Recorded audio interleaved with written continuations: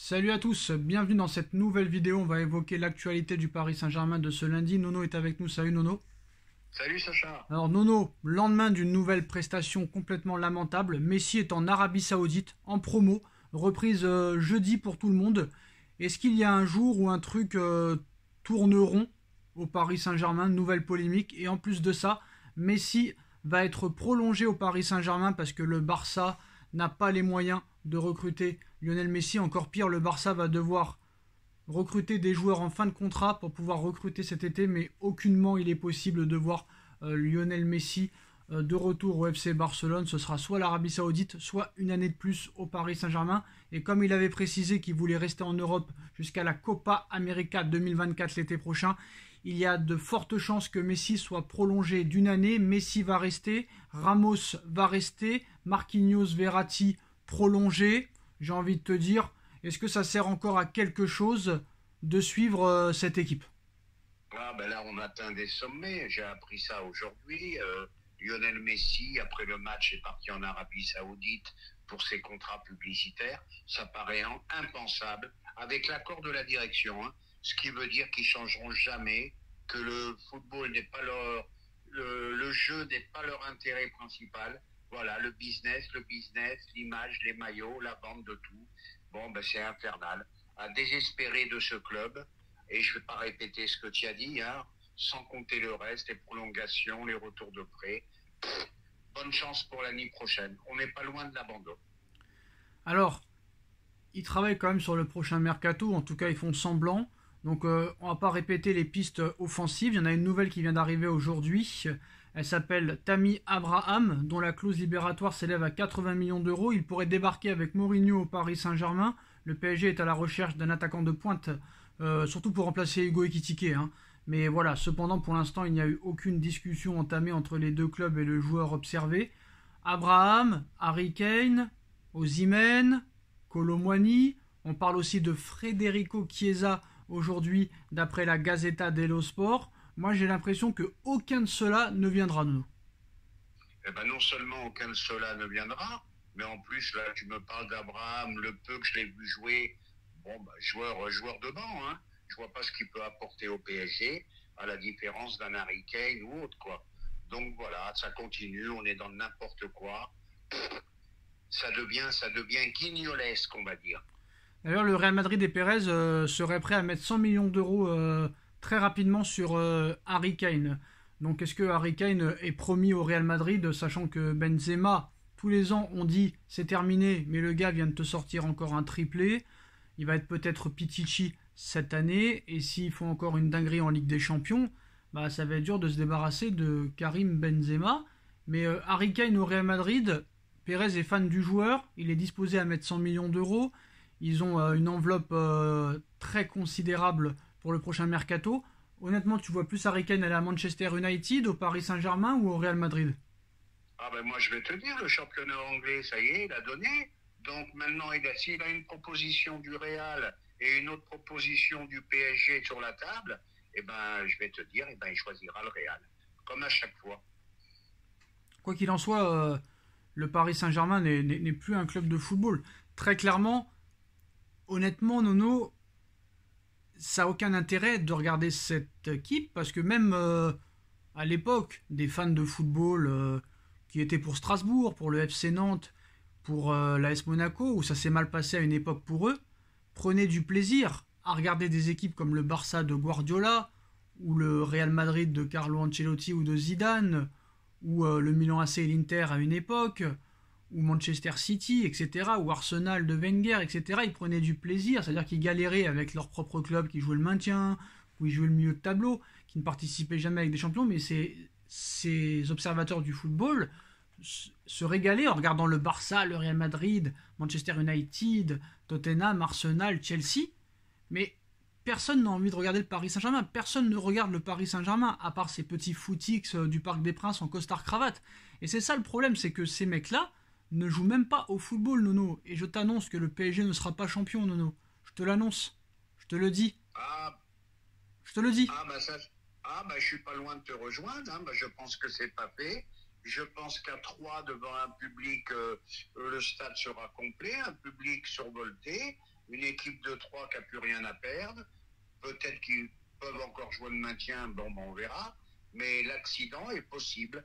Bon, ben comme on ne va pas répéter toujours les mêmes choses, pauvre club, plus de public, plus de jeux, plus de supporters, il n'y a plus rien. Il n'y a plus rien. Je me demande comment on a fait pour finir vraiment en lambeaux comme ça.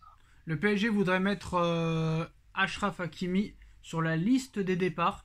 Chelsea, Manchester United serait prêt à faire une offre entre 60 et 70 millions pour le recruter. Est-ce que tu l'emmènes à l'aéroport avec un croissant? Je l'emmène vite à l'aéroport. Le PSG lui a pas réussi. Bon, ben, bonne chance à lui pour la suite. Voilà, c'est tout ce que je peux dire. Attention Nono, à chaque fois qu'on annonce une information... Non mais Nono, faut arrêter. À un moment donné, faut arrêter. Quand on t'annonce une info, on dirait que c'est officiel. Je t'ai pas dit qu'Hakimi part du Paris Saint-Germain. Je t'ai dit que Paris voudrait mettre peut-être Hakimi sur la liste des transferts et que City et Chelsea sont intéressés. Alors est-ce que tu parles ironiquement ou vraiment t'es sérieux? Parce que c'est comme s'il était parti. Je suis dans l'ironie, bien sûr que je suis dans l'ironie. Ah voilà, précise. Bien sûr que je suis dans l'ironie. Et puis je te le dis et je te le répète, je l'accompagne à l'aéroport. Et j'espère que, bon, même si ce n'est qu'une info, ben j'espère que ça peut se faire. Voilà. Bon, on sait très bien que Galtier ne sera plus au Paris Saint-Germain. Ça c'est sûr et certain, c'est la seule chose sur laquelle on peut être sûr à 1000%. Mais honnêtement, Nono, à l'heure où on parle, concentration de concentration, 18h23, lundi 1er mai, fête du travail. Qui va remplacer Galtier? Honnêtement, en concentration, on se calme tranquillement. Qui va le remplacer? Je suis très calme, je vais te répondre très tranquillement. Mais qui va vouloir venir dans ce bourbier? Alors là, je n'ai aucun nom à te donner. Je n'ai aucun nom. Je ne sais pas, aussi bien entraîneur que joueur, qui veut venir dans ce bourbier? Qui? Est-ce qu'ils vont écouter Campos? Est-ce que le Qatar va écouter Campos et Nasser? Ou est-ce que le Qatar va tout faire pour avoir Zidane? C'est-à-dire que Nasser veut Mota, Campos veut Mourinho, et le Qatar veut Zidane. Zidane, le Real et la Juve n'en veulent pas. L'équipe de France, c'est mort jusqu'en 2026. Est-ce qu'il sera obligé d'accepter le PSG? Honnêtement, qu'est-ce qui va se passer? Ah ben Zidane, tu l'obliges en rien. Hein. Zidane, il n'a pas envie de venir, il viendra pas.